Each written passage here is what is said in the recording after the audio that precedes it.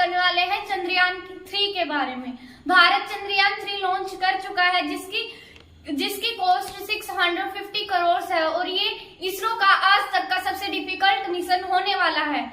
2019 में जब चंद्रयान 3 लॉन्च हुआ तो लोग ये कहते थे कि इसरो पर इतना पैसा खर्च करना क्यों जरूरी है, देश में इतनी गरीबी है, पहले उसे सोल्व करे या फिर स्पेस में जाने से भारत को क्या फर्क पड़ता है। चलिए आज की इस वीडियो में हम ये जानेंगे कि भारत तीसरी बार चंद्रयान पर क्यों जाना चाहता है, हमने पिछली गलतियों से क्या सीखा है और कैसे इम्प्रूव किया है, चंद्रयान 3 मिशन के ऑब्जेक्टिव्स क्या हैं और इनसे क्या हासिल होगा और भारत की स्पेस प्रोग्राम से हमें क्या फर्क पड़ता है। तो चंद्रयान इम्पोर्टेंट क्यों है? चंद्रयान भारत के स्पेस प्रोग्राम के लिए ही नहीं, भारत की इकोनॉमी के लिए भी इम्पोर्टेंट के साथ वो भी अपोलो 11 मिशन से 10 साल पहले एक रशियन ने कभी भी इंसान को मून पर नहीं भेजा, लेकिन चांद पर पहुंचने वाला सबसे पहले वही था। दुनिया में ऐसे सिर्फ 3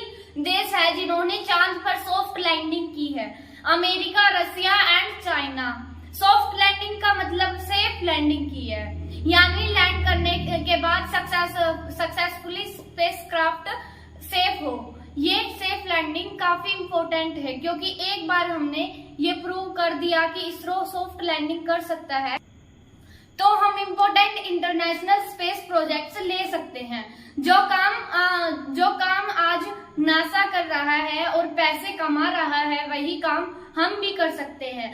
2008 में चंद्रयान फर्स्ट के जरिए हम चांद पर पहुंचे जरूर, लेकिन वो एक मून इम्पैक्ट प्रोब था जिसने हार्ड लैंडिंग की 4 साल पहले। चंद्रयान 2 का भी मेन ऑब्जेक्टिव यही था कि चांद पर सॉफ्ट लैंडिंग करे। चंद्रयान का लॉन्च सक्सेसफुली हुआ था। इनफैक्ट अर्थ से मून तक की 3,84,440 किलोमीटर की दूरी पर सक्सेसफुली, लेकिन लैंड करते समय आधे किलोमीटर दूर होने के बावजूद एक सॉफ्टवेयर ग्लिच की वजह से हम लैंड नहीं कर सके।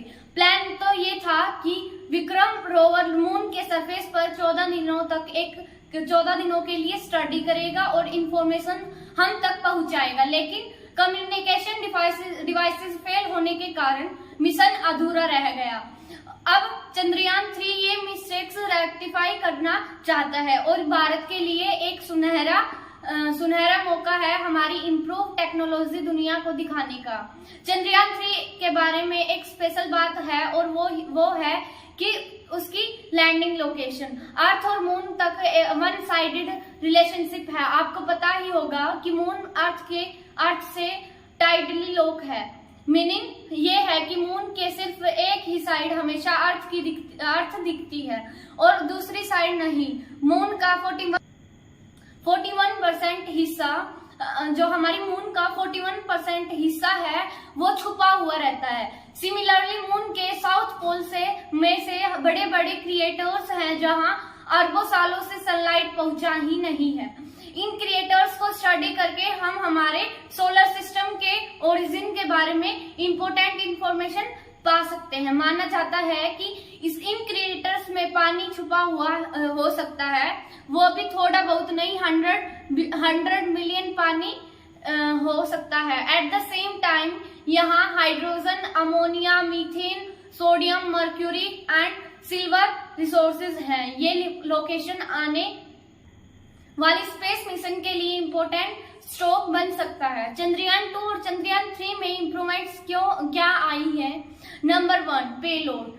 2019 के मिशन में हमारा पेलोड ज्यादा ओवर कॉम्प्लेक्स था, जहां 3 मेन कंपोनेंट्स थे, लैंडर, रोवर एंड ऑर्बिटर। 2023 के मिशन में हमारा पेलोड सिंप्लीफाई हो चुका है, यहाँ सिर्फ लैंडर और रोवर ही है। 2019 में हमारा ऑर्बिटर में उसका मिशन कंप्लीट किया था, इसलिए इस बार ऑर्बिटर को इंक्लूड करने की जरूरत नहीं है।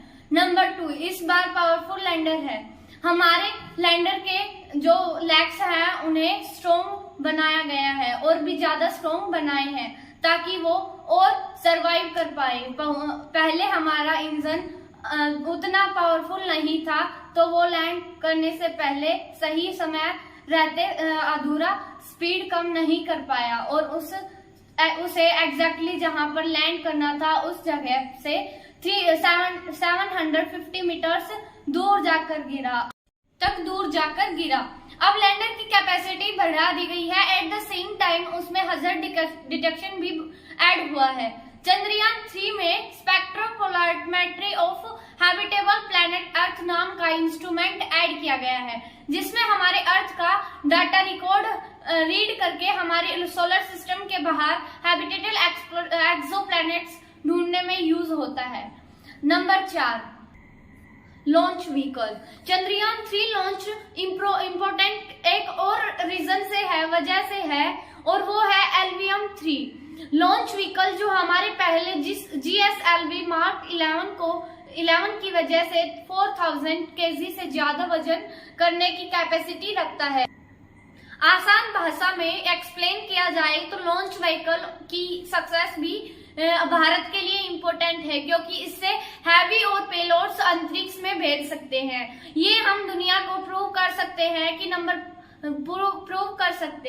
Number 5 is cost. हमने launch vehicle Chandrayaan 3 launch important एक और रीजन से वजह से है, और वो है LVM 3 लॉन्च व्हीकल, जो हमारे पहले GSLV मार्क 11 की वजह से 4000 kg से ज्यादा वजन कैरी करने की कैपेसिटी रखता है। अब अपनी भाषा में एक्सप्लेन किया जाए तो इस लॉन्च व्हीकल की सक्सेस भी भारत के लिए इम्पोर्टेंट है, क्योंकि इससे हैवी और पेलोड्स अंतरिक्ष में भेज सकते हैं। ये हम दुनिया को प्रूव कर सकते हैं। Number 5 is cost. हमने चंद्रयान 2 की जो चंद्रयान 2 था उसकी कॉस्ट थी 870 करोड़ में लॉन्च किया था। वैसे देखा जाए तो ये कॉस्ट अवेंजर्स एंड गेम से भी 3 गुना कम है, लेकिन अब हम और एफिशिएंट बन चुके हैं और चंद्रयान 3 का टोटल बजट कुछ 615 करोड़ तक होने वाला है। ये हमारी बढ़ती हुई एफिशिएंसी का प्रूफ है।